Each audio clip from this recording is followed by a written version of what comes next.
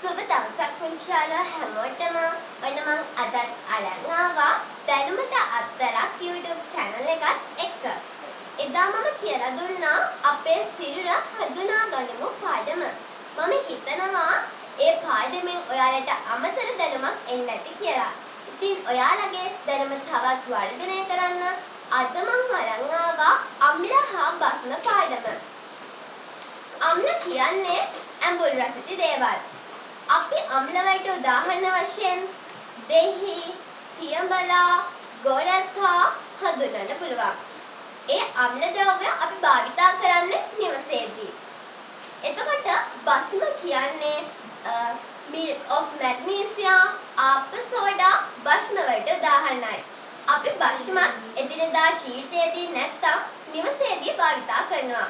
අපි නිවසේදී භාවිතා කරන භස්ම වලට උදාහරණ සබන් දියර, හුණු, ෂැම්පූ, අලු හඳුන්වන්න පුළුවන්.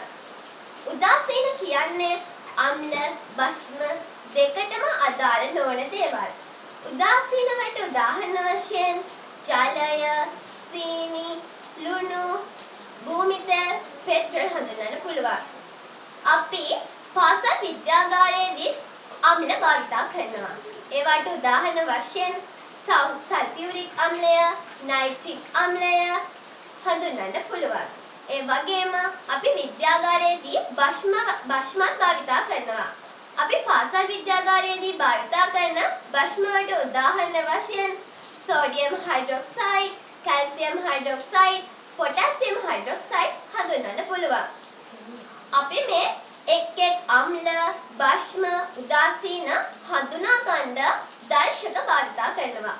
අපි එදිනදා ජීවිතයේදී භාවිතා කරන ස්වභාවික දර්ශක ලෙස වදමල් යුෂ, කටරඩු, කහතැඹු යුෂ හඳුන්වන්න පුළුවන්.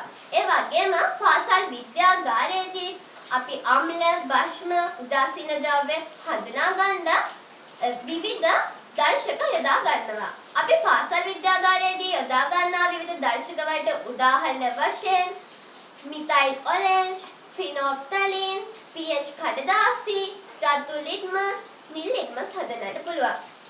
මේ එක් පාසල් විද්‍යාගාරයේදී භාවිතා කරන දර්ශක අම්ල, භස්ම වලට දැම්මහම එක වර්ණ එනවා. ඒ වගේම රතු ලිට්මස් අම්ල සමග යෙදුවහම රතු පාටමයි. නිල් ලිට්මස් අම්ල සමග යෙදුවහම රතු පාට වෙනවා.